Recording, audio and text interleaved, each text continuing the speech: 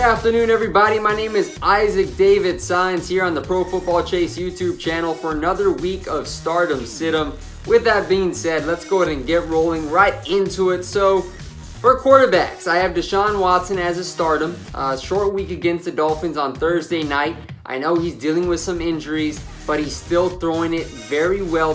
Got DeAndre Hopkins, Will Fuller, the deep threat down the field, so there is going to be some opportunities for some big plays. I know Xavier Howard from Miami, Rashad Jones, and a couple of those safeties they got with Minkah Fitzpatrick. It can make it a little challenging at times, but in the end, I expect Deshaun Watson to put together a nice stat line. So if you have him, roll him out in your lineup. How about Patrick Mahomes against Denver? Some people are a little nervous because they saw how dominant Denver was on Thursday night against Josh Rosen and the Arizona Cardinals. But people, let's remember, Rosen's a rookie. Mike McCoy was fired for a reason. They don't really have much going on offensively there in the desert.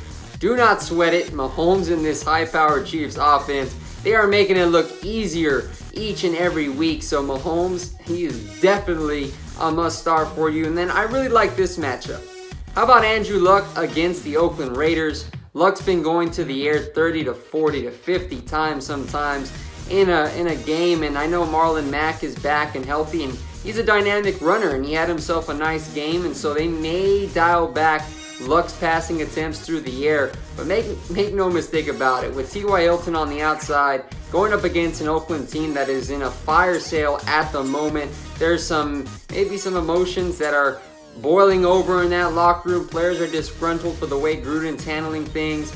And I just look at, this could be a high-scoring game. And I think Luck should have a great matchup against Oakland's reeling secondary. If you have him, you may want to insert him in that starting lineup. Now, how about some running backs? This one's a little sneaky. How about Phillip Lindsay against the Kansas City Chiefs? Freeman is dealing with that ankle sprain, and while Vance Joseph is optimistic about his availability this weekend, Lindsay is probably gonna, I think, take over majority of the work, at least for this Sunday. And he's a back that can hurt you in both the pass and the run game for an offense with Case Keenum that's looking to continue to put out some production each and every week. I like Lindsay's chances to do that against Kansas City's unit, who, yes, has been good the last couple of weeks, but Lindsay has still got some upside this week. Nick Chubb against Pittsburgh. We know Carlos Hyde was traded to Jacksonville. Chubb, he's the guy there. I know Duke Johnson is more of the change of pace back, and they want to get him a little more involved as well. But Chubb is still the bell cow. He was drafted there for a reason, and he's coming off a nice outing against Tampa Bay. He should have another nice matchup against Pittsburgh's rush defense that has really been inconsistent for the most part. One more for you, Joe Mixon against Tampa Bay, who Chubb just really torched on the ground himself. Mixon is the Bengals rushing attack all by himself as Giovanni Bernard remains sidelined. They just got humiliated in prime time in Kansas City. I bet you Andy Dalton, this offense, they'll look to establish that ground game early and often. So Mixon should have himself a nice day. Receivers, Kenny Golladay against Seattle. I know Kenny Golladay has kind of been a little quiet recently. Marvin Jones is there, Golden Tate as well. But Golladay, it's more about his upside and his ability to make catches over the middle of the field and contested catches at that. He and Matthew Stafford have developed some good chemistry moving forward in this season. Uber talented wideout against Seattle's secondary that has been a little stingy against the pass because of the other weapons Detroit has in that pass game. I like Galladay's chances for a bounce-back performance. How about Davante Adams against the Rams? The Rams defense sometimes scares people because Ndamukong Suh and Aaron Donald, who just had 4 sacks on Sunday, but their secondary has been susceptible to giving up big plays. You still got Peters back there, but the loss of Talib, who's on injured reserve at the moment, has been on full display. Sam Shields has really been unable to lock down and limit opposing wideouts from cashing in on big days. And when I talk about that, Davante Adams being Aaron Rodgers' #1 target, look for him to see a lot of work coming from Rodgers, especially in a game where the Packers may very well have to score more than 35 points if they even want a chance to give the Rams their first loss. And one more, Michael Thomas against Minnesota. Some people are getting a little nervous about the Saints going on the road in Minneapolis to take on a Vikings unit that has a lot of talent. I was a little concerned about him going into Baltimore, and he still managed to get in the end zone and put together some productive numbers. Fear not, Michael Thomas, the guy's the real deal, and as long as number 9 is slinging it, no need to be worried. Tight ends, how about Jared Cook against Indianapolis? This is a good matchup for him. Derek Carr, there's been a lot said about him. You bet they just want to get out on the field, put all this stuff behind them. Cook, he's a dynamic tight end. He's got some athleticism, the size, we see it each and every week. Plenty of targets going his way. No more Cooper, he'll have a big game. Eric Ebron against Oakland, so flip-flopping to the other side. Eric Ebron had been really consistent. He had a little bit of a down week this past week, but coming up, look for him to rebound. Andrew Luck is really liking throwing his way early and often.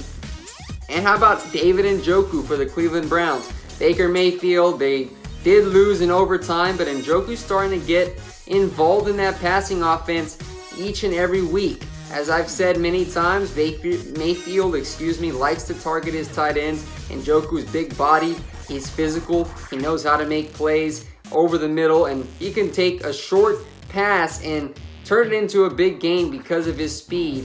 And I look for him to maybe have a little bit of productiveness against Pittsburgh. Now some defenses that you may want to consider. The Bears, who are hosting Sam Darnold and the Jets. I know they just gave up 38 to Tom Brady and the Patriots.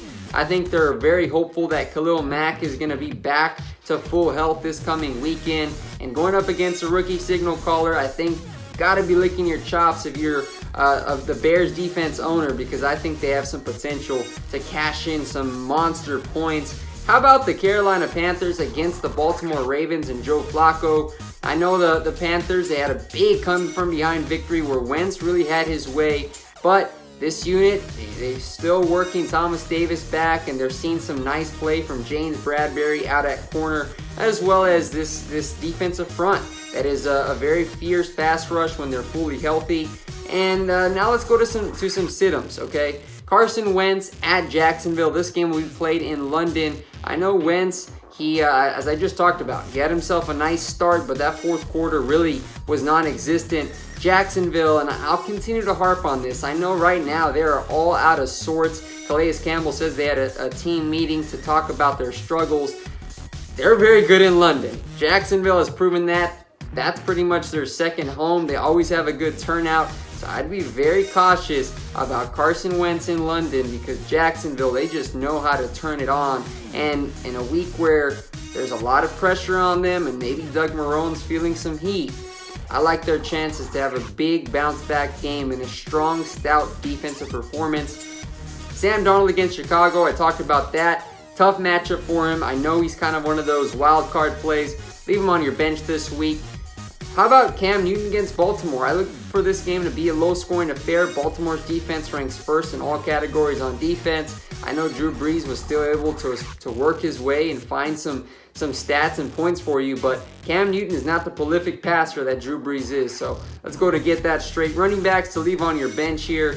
TJ Yeldon and Carlos Hyde, whoever gets the carry against Philadelphia's stout rush defense, leave them on your bench. Too risky of a play. LaShawn McCoy against New England, at this point, just too inconsistent. Derek Anderson will be the starting quarterback again.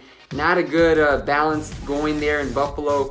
May want to leave him on your bench. Some receivers, Allen Robinson against the Jets. Tremaine Johnson looks like he's on track to return. Morris Claiborne, Jamal Adams, that's a very talented secondary New York has. Be careful when it comes to Allen Robinson. I know Mitchell Trubisky continues to look his way quite often. I wouldn't quite roll him out unless I'm thin at the receiver position this week. Dante Moncrief against Philadelphia. I know he's been up and down this week, but Philadelphia, despite their recent struggles, Blake Bortles, Cody Kessler, who's going to start? I know Bortles is going to remain the starter. Too much uncertainty at that quarterback position. Do not even touch him or any Jacksonville wideouts. Tight ends, Evan Ingram against Washington. Ingram is back from that knee injury. However, Washington, this defense is playing lights out right now. They're getting some good pass rush in there from Jonathan Allen, Payne. as Preston Smith and Ryan Kerrigan. So I wouldn't touch Ingram, especially with the way Eli Manning and this Giants offense is playing. And Cameron Brate against Cincinnati. I know O.J. Howard really has taken over as the #1 tight end, but people still like Brate because of his relationship with Winston. Leave him on your bench. Couple defenses here that are obvious. Bills, do not start them against New England. Do not let the primetime slot get ahead of yourself. Tom Brady, still coming to town. Do not touch him.